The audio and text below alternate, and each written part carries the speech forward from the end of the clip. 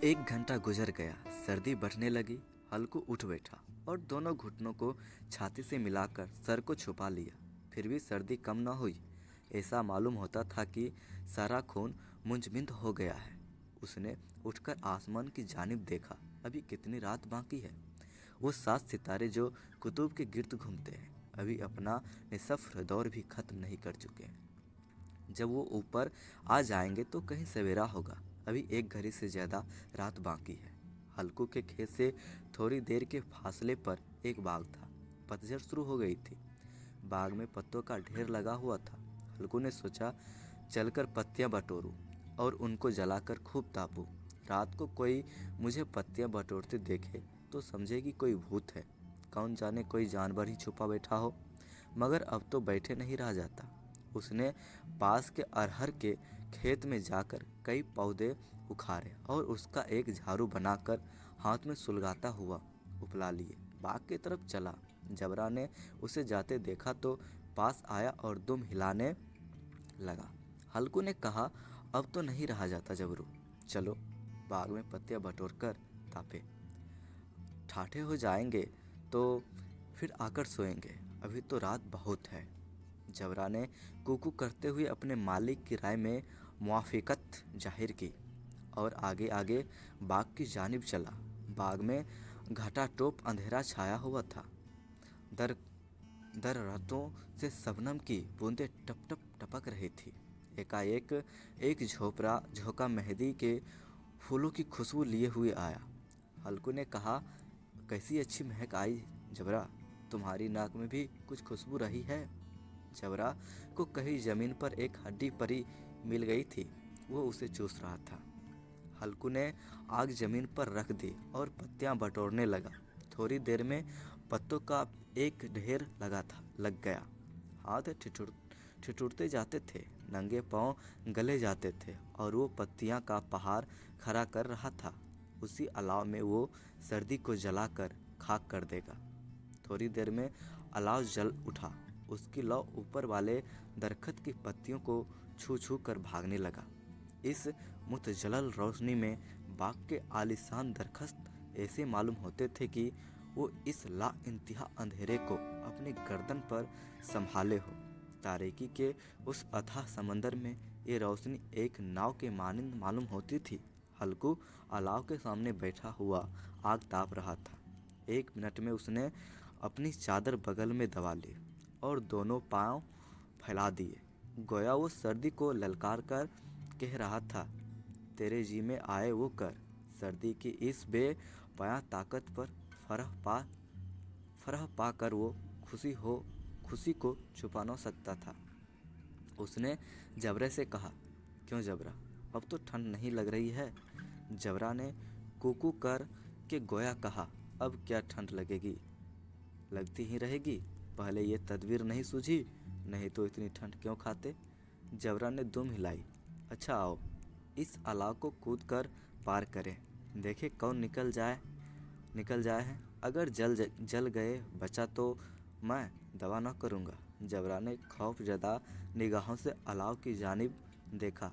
मुन्नी से कल ये न जर देना कि रात ठंड लगी और ताप ताप कर रात काटी, वरना लड़ाई करेगी।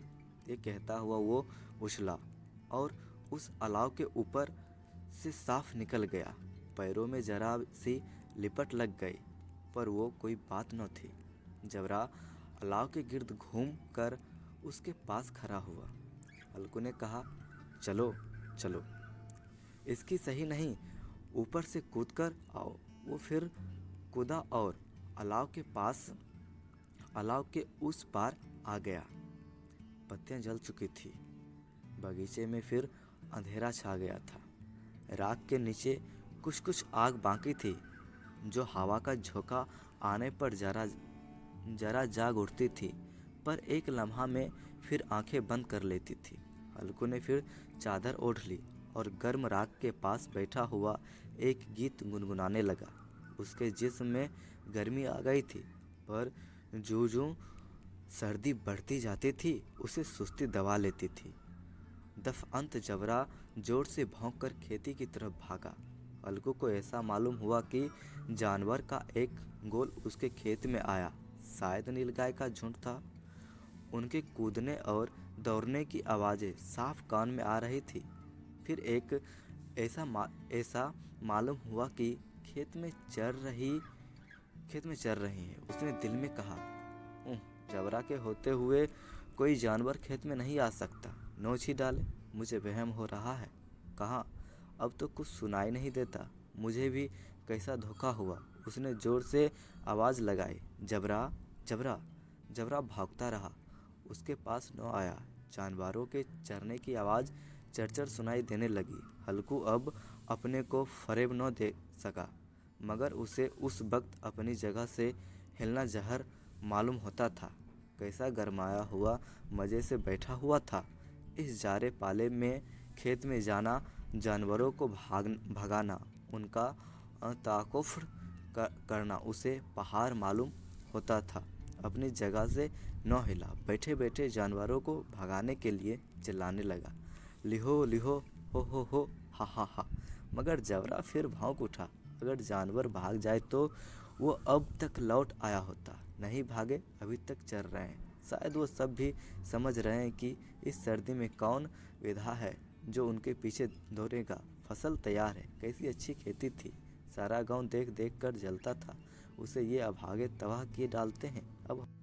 अब हल्कू से ना रहा गया। वो पक्का इरादा करके उठा और 2-3 कदम चला। फिर एकाएक हवा का ऐसा ठंड चुभने वाला बिच्छू के डंक का सा झोंका लगा। वह फिर बुझते हुए अलाव के पास आ बैठा और राख को कुरेदते कर अपने ठंड जिस्म को गरमाने लगा। जबरा अपना गला फाड़े डालता था।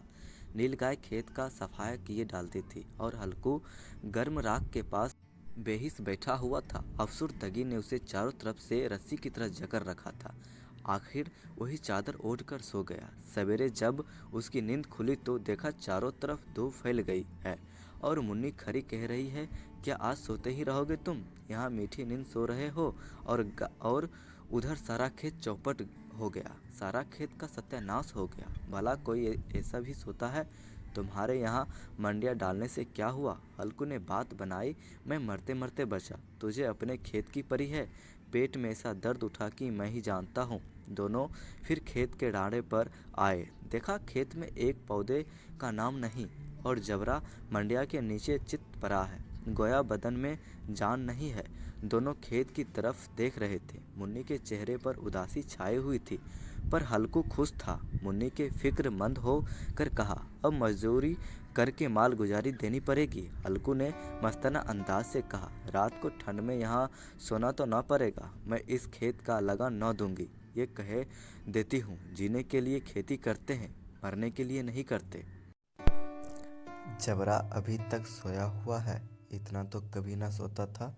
आज जाकर सेना से कह दे, खेत जानवर चर गए, हम एक पैसा न देंगे। रात बड़े गजब की सर्दी थी। मैं क्या कहती हूँ, तुम क्या सुनते हो? तो गाली खिलाने की बात कह रही है। सेना को इन बातों से क्या सरोकार?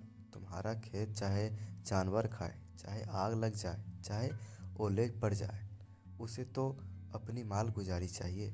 तो छोड़ दो खेती। मैं खेती से बाज आई। हल्कू ने मायूसाना अंदाज से कहा, जी में तो मेरे भी यही आता है कि खेती बाड़ी छोड़ दूँ। मुन्नी, तुझसे सच कहता हूँ, मगर मजदूरी का ख्याल करता हूँ तो जी घबरा उठता है। किसान का बेटा होकर अब मजदूरी ना करूँगा, चाहे कितनी ही दुर्गत हो जाए। खेती का मर्जाद नहीं बिगाड़ूंगा।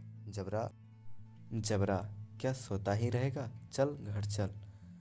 दोस्तों, उम्मीद करता हूँ कि प्रेमचंद जी की यह अमर कहानी पूस की रात आप सभी को अच्छी लगी होगी। कमेंट में ज़रूर बताइएगा। धन्यवाद मित्रों।